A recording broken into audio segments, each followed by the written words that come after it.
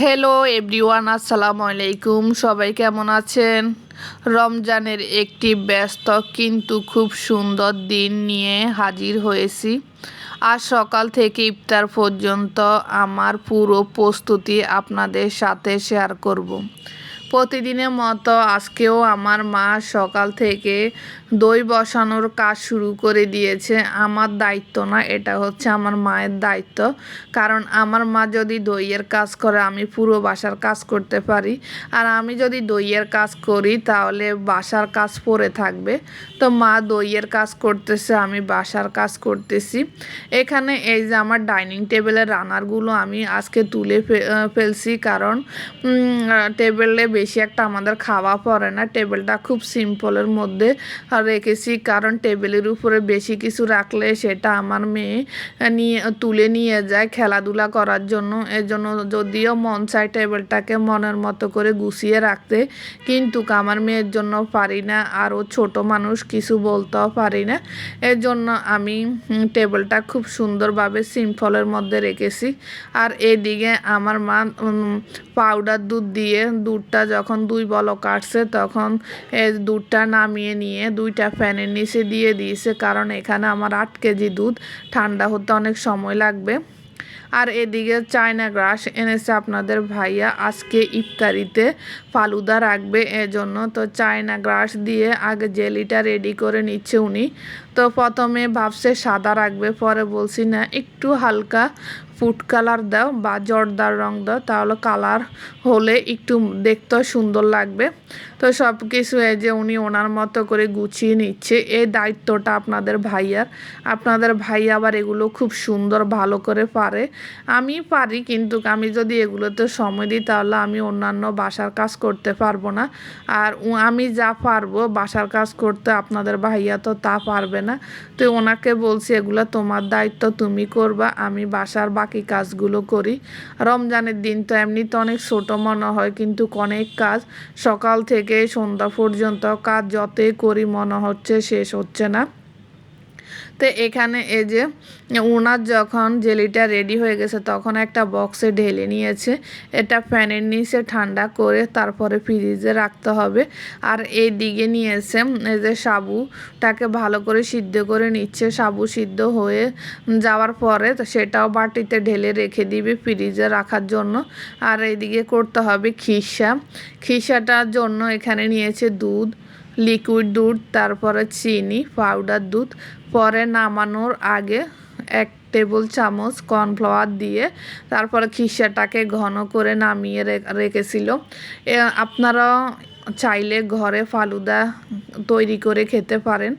বাজারে এত দাম দিয়ে রেস্টুরেন্টের এত দামি ফালুদা কিনে খাওয়ার চেয়ে বাসায় অনেকজন মিলে আপনি কম খরচের মধ্যে ফালুদা বানিয়ে খেতে পারবেন। আজকে আমার এই ভিডিওটি দেখলে আপনারা অনেক কিছু শিখতে পারবেন, কিভাবে ফালুদা করতে হয়, কেমন খরচ পড়বে। তো এখানে দেখেন অল্প একটু সাবুতে অনেক সাবু হয়ে গেছে। তো এখানে উনি সাবুটাকে একটা বাটিতে ঢেলে নিয়েছে। আর এদিকে যে 1 টেবিল চামচ কর্নফ্লাওয়ার দিয়ে দুধটাকে যখন দিবে তখন আমার দুধটা তো আগেও ঘন হয়ে গেছে, কর্নফ্লাওয়ারটা দেওয়াতে আরও বেশি ঘন হয়ে গেছে। আপনাদের ভাইয়া এগুলো সবই ভালো পারে, কারণ উনি রেস্টুরেন্টে চাকরি করে বা অতীত করছে, ওনার দোকানও ছিল। ওনার দোকানও উনি অনেক ফালুদা বিক্রি করছে, এজন্য উনি এগুলোতে খুবই এক্সপার্ট। তো উনি ওনার মতে যে করতেছে, একটা বাটির মধ্যে ঢেলে নিয়েছেন, সবগুলো ফ্যানের নিচে দিয়ে ঠান্ডা করে ফ্রিজে রেখে দিলে ঠান্ডা হয়ে যাবে। ফালুদাটা খুব ঠান্ডা মজা। এখন তো বেশি একটা গরম নেই, হালকা।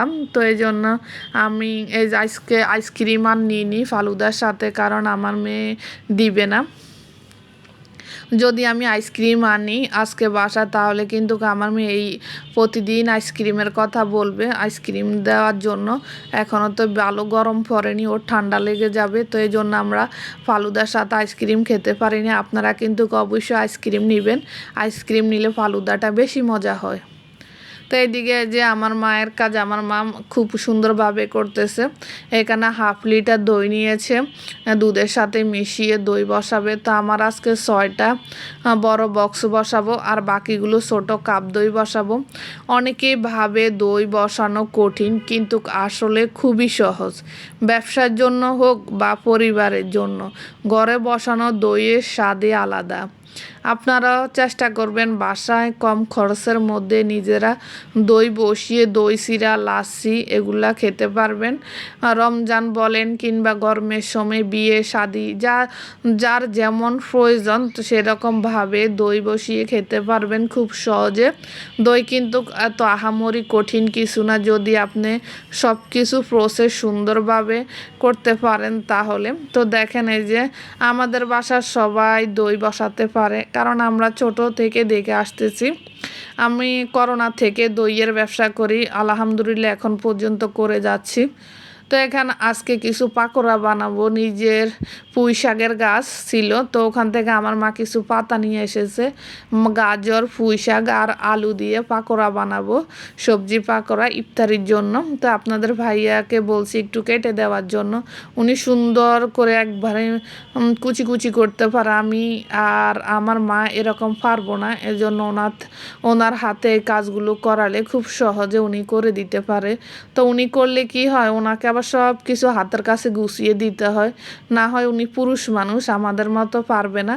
তা আমার মা কিংবা আমরা দুজনে খুব সুন্দর করে সব কিছু ওনার সামনে একবারে রেডি করে দিই, তাহলে উনি সুন্দর করে কেটে পেঁয়াজ, রসুন, কাঁচামরিচ, টমেটো যত সবজি আছে উনি এগুলো রেডি করে দেয় আমাদেরকে। তা আমাদেরও বেশি একটা কষ্ট হয় না, আর পেঁয়াজ কাটতে তো অনেক কষ্ট হয়, তো আপনাদের ভাইয়া কাটলে আর বেশি একটা সময় লাগে না। তো এখানে পাকোড়া, পেঁয়াজু, আলুর চপ, বেগুনের জন্য আমি সব কিছু রেডি করে নিয়েছি। যতই ইফতারিতে অন্য কোনো কিছু খাই না কেন, কিন্তু ইফতারির মতো মজা আমার কাছে অন্য কিছুতে লাগে না। এর জন্য আমি সব কিছু, গতকালকে আমরা দই চিরা খেয়েছি কিন্তু ইফতারি খাইনি, আমার কাছে ভালো লাগে না, এজন্য আমি সব কিছুই ইফতারির সাথে সব কিছুই নিই। তো এখানে এই যে ফলগুলো ফালুদার জন্য আপনাদের ভাইয়া ফলগুলো রেডি করতেছে। প্রথম আপেল কেটে নিয়েছে, পরে আঙ্গুর, আস্তে আস্তে এরকম 4-5 পদের ফল উনি রেডি করবে। দেখেন আপনাদের ভাইয়া খুবই সুন্দরভাবে সব কাজ করতে পারে। দেখেন, আপনারা যদি আমার চ্যানেলে নতুন হয়ে থাকেন প্লিজ চ্যানেলটি সাবস্ক্রাইব করে বেল বাটনটি অন করে দিবেন। আমার ভিডিওর কোন অংশ যদি আপনাদের ভালো লাগে প্রিয় ভাইয়া আপুরা কমেন্টস করতে পারেন, লাইক দিতে পারেন। আর আপনারা যারা অলরেডি এগুলো করে রেখেছেন আপনাদের সবাইকে অসংখ্য ধন্যবাদ। তো এই যে উনি আমার মা আনারগুলো খুলে নিচ্ছে, উনি ওনার মতো সবগুলো ফল দ্রুত কেটে নিয়েছে। তো এখন উনি পরিবেশন করবে। আমরা পাঁচজনের জন্য 5টা বাটি নিয়েছে। আর এখানে প্রথম দিয়ে দিল নুডলস, এটা হচ্ছে স্টিক নুডলস, বড় যে প্যাকেটগুলো, ওই নুডলসটা উনি সিদ্ধ করে রেখেছে, কখন আমি আর খেয়াল করিনি। তো এখানে দিয়ে দিচ্ছে খিসা, এই যে আলাদা আলাদা করে বাটিয়ে বাটিয়ে খুব সুন্দরভাবে উনি খুব দ্রুত পরিবেশন করতে পারে মাশাল্লাহ দিলে। তো এখানে দিয়ে দিচ্ছে এখন সাবুটা দিয়ে 5 জনের জন্য 5টা বাটিতে দিয়ে দিবে। আপনারাও কিন্তু মন চাইলে ফালুদা বাসায় রেডি করে খেতে পারবেন খুব সহজে, কম খরচের মধ্যে। এরকম একটা ফালুদা বড় রেস্টুরেন্টে বলেন আপনার 300 টাকা, ছোট রেস্টুরেন্ট 200-250 টাকা। আপনি যদি নিজেরা বাসায় তৈরি করে খান তাহলে অনেকজন মানুষ মিলে আপনার 500 টাকা খরচ করে খেতে পারবেন। তারপর এখানে দিয়ে দেওয়া হয়েছে জেলির পরে দিয়ে দেওয়া হয়েছে সাবুর পরে আপেল, তারপরে উনি খেজুর কেটে নিয়েছে, খেজুর, তারপরে হচ্ছে গিয়ে সব কিছু স্টেপ বাই স্টেপ দিচ্ছে। খেজুর পরে দিয়ে দিবে আঙ্গুর, তারপরে আনার পর তারপরে কলা। এভাবে আপনার হাতের কাছে যে ফল, এই ফলগুলো যে ফালুদার মধ্যে দিতে হবে এমন কথা না, আপনার বাসার মধ্যে যে ফল থাকবে আপনি সে ফলে কেটে নিতে পারেন পরিবেশনের জন্য আপনার স্বাদ অনুযায়ী। তো আমি আজকে তো আগেই বলছি, আজকে আমি এই যে ফালুদার মধ্যে আইসক্রিম দিতে পারিনি আমার মেয়ের জন্য। আমার মেয়ে যদি একবার দেখে ফালুদাতে আইসক্রিম আনা হয়েছে বাসাত, তাহলে কিন্তু কেউ প্রতিদিনে চাইবে। তো আপনার পরে ইফতার রেডি করব। রমজানের প্রতিটা দিন কষ্টের হলো এর মধ্যে যে কত শান্তি আর কত আনন্দ আছে সেটা বাসায় প্রকাশ করা যাবে না, এরকম আর কি। তো ফালুদাটা রেডি হয়ে গেছে, এদিকে আমার ভাজা পোড়া শরবত সব কিছু রেডি করে নিয়েছি। আমরা সবাই ইফতারে মাখিয়ে খাই এক বলের মধ্যে। এই যে সব কিছু একসাথ করে নিয়েছি ভাইয়া আপুরা। তাহলে আজকে এ পর্যন্ত, সবাই ভালো থাকবেন, আল্লাহ হাফিজ, আসসালামু আলাইকুম।